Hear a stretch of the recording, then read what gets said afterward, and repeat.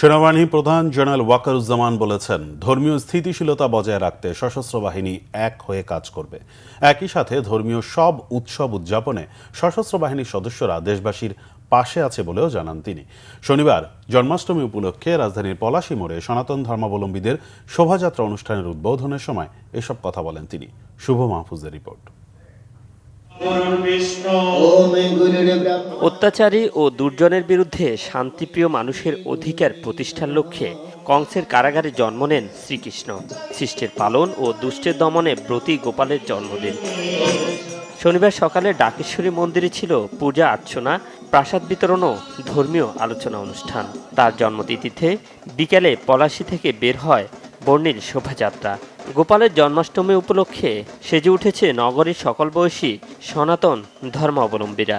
এক বছরের জন্য ওয়েট করা লাগে, ওয়েট করার পরে এই দিনটা আসে, অনেক ভালো লাগছে। শ্রীকৃষ্ণের কাছে এই প্রার্থনা থাকবে, দেশ ও জাতির সবার মঙ্গল করুক, সবাই যেন আমরা সুস্থভাবে সুন্দরভাবে বাংলাদেশে বসবাস করতে পারি। প্রার্থনা রাখছি দেশবাসীর জন্য, যেন দেশবাসী সকলে ভালো থাকে, প্রতি বছর যাতে আমরা এভাবেই জন্মাষ্টমী পালন করতে পারি।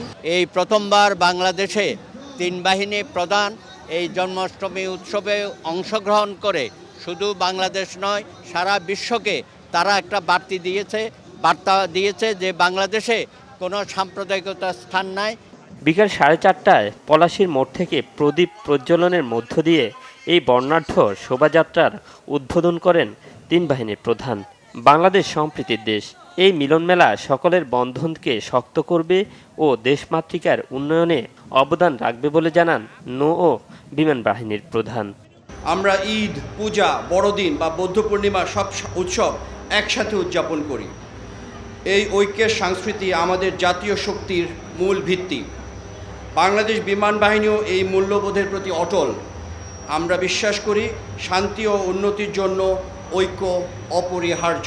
ধর্ম, বর্ণ নির্বিশেষে আমরা একে অপরের প্রতি শ্রদ্ধাশীল এবং আমরা একত্রে শান্তিতে বসবাস করতে পারি।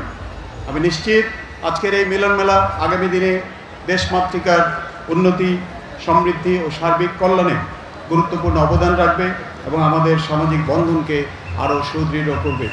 দেশের সম্প্রীতি ও সৌহার্দ্যপূর্ণ পরিস্থিতি বজায় রাখার আহ্বান জানিয়ে সেনাপ্রধান জেনারেল ওয়াকারুজ্জামান বলেন, এদেশে কোনো ধর্ম, জাতি, গোত্রের মধ্যে ভেদাভেদ থাকবে না। শত শত বছর ধরে হিন্দু, মুসলমান, বৌদ্ধ, খ্রিস্টান, পাহাড়ি, বাঙালি, উপজাতি সবাই মিলে আমরা অত্যন্ত শান্তিতে সম্প্রীতির সাথে বসবাস করে যাচ্ছি।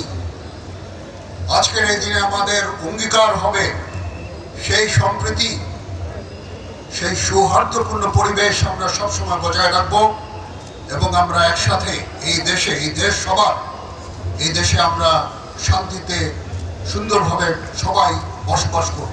শ্রীকৃষ্ণের জীবনাদর্শ মানুষকে শান্তির বার্তা দেয়। এমন মিলন মেলা দেশের কল্যাণ ও সামাজিক বন্ধনকে সমৃদ্ধ করবে বলে জানান আয়োজকরা। শুভ মাহফুজ, বাংলা ভিশন, ঢাকা।